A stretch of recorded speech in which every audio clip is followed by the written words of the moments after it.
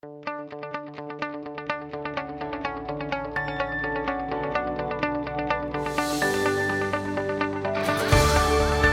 are listening to LOA Recon with the Good Vibe Coach Jeanette Ma, where we dissect the ins and outs and the art and science of conscious creation, all intended to amp up your manifesting game. Let's have some fun together.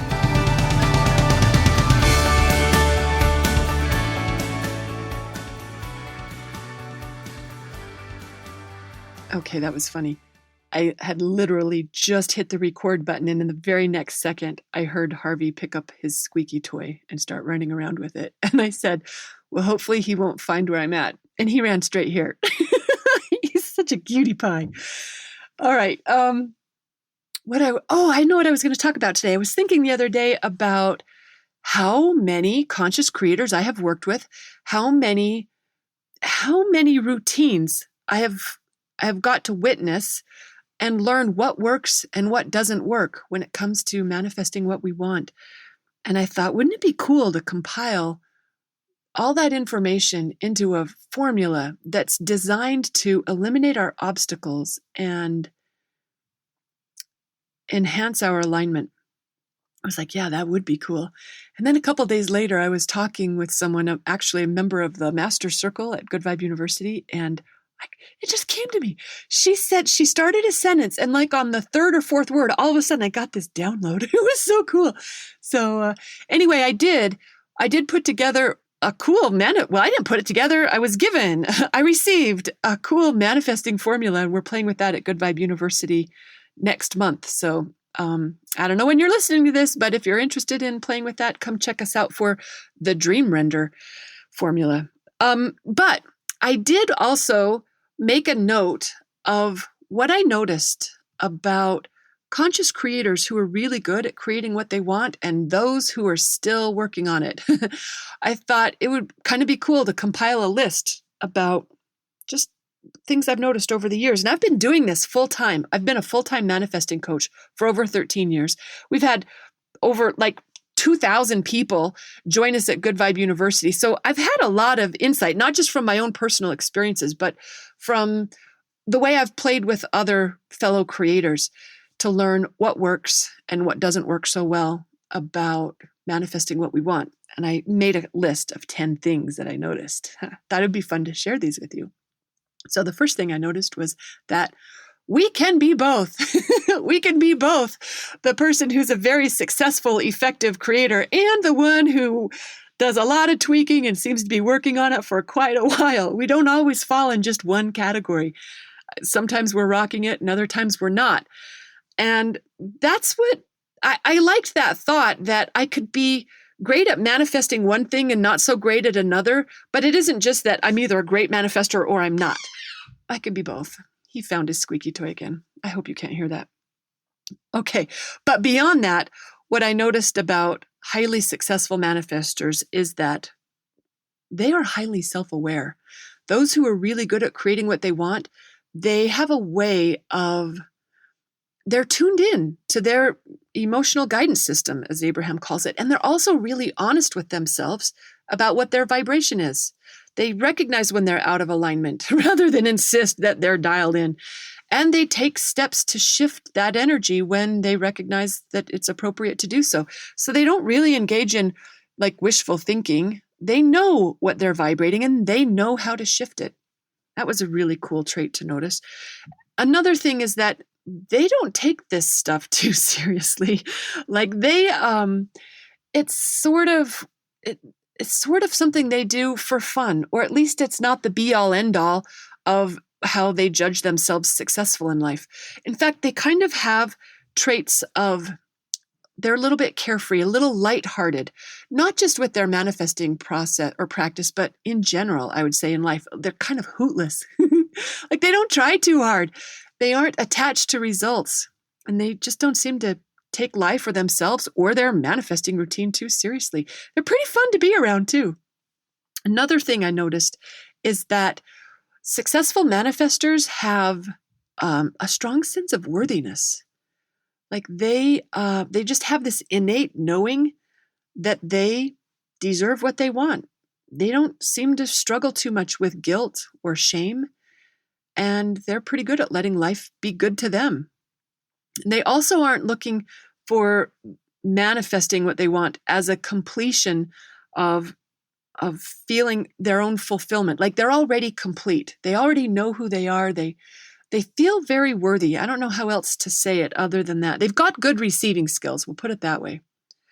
I also noticed they're really good at enjoying life already. They're not waiting for their stuff to happen before they're having a good time. They're doing it right now. So they know happiness. They delight in things that are happening in their life, or at least they're really good at focusing on the parts that are working for them. They don't come from lack. They aren't trying to close the gaps in order to be happy. They've already got that one rolling really nicely. Another trait I noticed in successful manifestors is that they don't struggle too much with big energy drainers in life, like those tolerations or irritations that can sap your feel-good energy. They don't put up with that stuff. Not that it doesn't occasionally crop up in their life in some form, but they just don't live with it. They address that stuff. They resolve those irritations and the energy drainers that would otherwise compromise their vibrational integrity. They get it handled. It's pretty impressive when you see that happen. Very inspiring too. You know what else they're good at? Not caring what other people think. That was my favorite trait. When I made a list of those who are rocking their creative powers, they just don't get hung up on worrying or really even thinking about what others think. Even those who are close to them, it's not a factor that weighs heavily on them. So naysayers or even their own gremlins, they don't really get a good foothold. They don't get traction with these guys.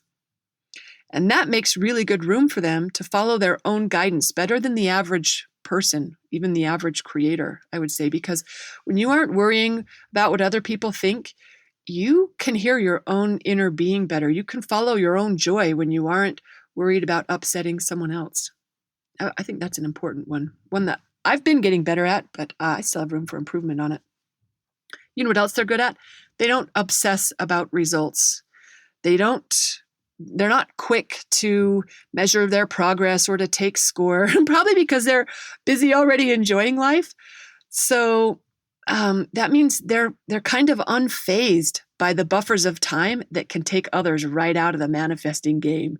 You know how when we start doing our vibrational shift and then we don't see things happen and we're like, why isn't anything happening? And then that focus is going to stop any party that was rolling. Yeah, they don't do that routine. It's like they have a gift for being oblivious to the lack of tangible results, or I don't know, they just enjoy the process. They aren't waiting for the results in order to feel good about what's going on. And they're good at expecting things to go their way. That gets very natural for them to expect success. That they take that in stride. It's not like a big surprise when something good happens. They kind of just roll with the belief that things generally work out well for them. And that means they spend less time fretting or doubting or worrying. Contradictory thoughts, they just don't serve as big obstacles to their desires. They know things are going their way. It's a cool thought to engage and to own.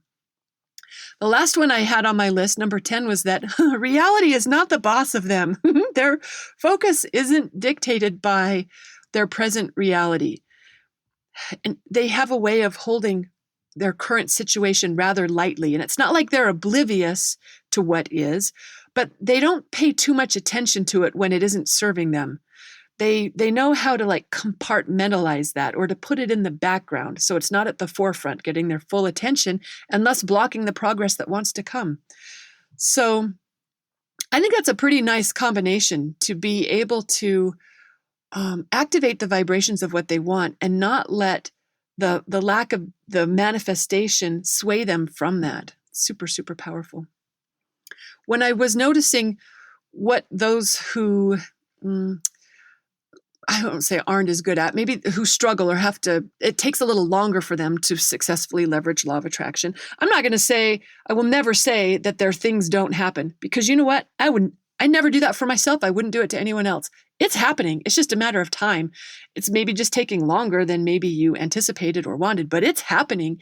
So for those who it is taking a little bit longer, what I noticed about them is that they were often anxious about getting results, and they were working hard to get those results, lots of efforting.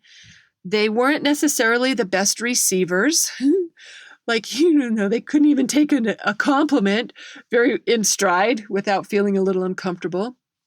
They often were in a state of waiting for it, like waiting for it to happen, instead of being the person who it already happened for.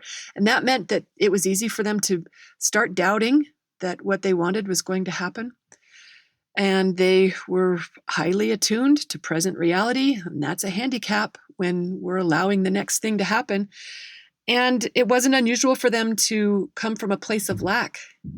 Hey, Harvey, how you doing, handsome? Thanks for leaving your toy outside. Yeah, super nice of you. So, and I noticed that we aren't always just one or the other. Some desires, they can inspire fear and grasping, and even the savviest creators, while others, like other subjects, were a cinch for those that were challenged in just about every other area of life. So I don't think any of us should think, I was going to say none of us should think we're just one or the other, but hello, shouldn't we all think that we're super savvy, fabulously successful creators? That sounds good to me. You know what didn't make a difference in how successful folks were in their manifesting practice? The amount of time they've been studying it. Someone who was brand new at this stuff was just as likely, if not more so, to succeed than someone who's been reading or going to every event or studying with every guru. It's like length of time studying did not make a difference. Another thing that did not make a difference was their method of alignment or the teacher that they were studying. So there wasn't like consistently one process or routine or teacher that worked best for everyone. Their practices varied widely. Some were super committed and disciplined, and others were, oh my gosh, they were so sporadic and slackery about it that it was a little eyebrow raising. But there wasn't a correlation. What I'm saying is, there wasn't one routine that I could say this one worked better than others. Super, super variety there. And also,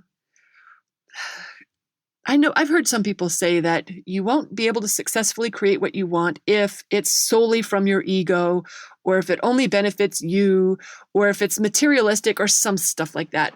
Okay, you know what? I have not found that to be true in what I've witnessed in myself and fellow creators. Some people had little dreams that came to fruition. Some had big dreams. Some were selfless. Some were maybe not so selfless. And I didn't see that the nature of the desire itself made any difference as to whether it was likely to manifest or not. Felt sort of like anything goes there. So I don't know if this gives you any insight into where you might have room for improvement in your own practice, or maybe it'll inspire you to give yourself credit at what you're already good at. But I thought it might be a good thing. I just wanted to share some insights from someone who has studied and worked with a wide variety of conscious creators around the globe. I thought it would be cool to document some of what I've noticed about that. So I hope you enjoyed this little episode. Thanks for listening and happy manifesting. Hi, fairy kitty. Everyone's coming to say hi today. Oh my gosh.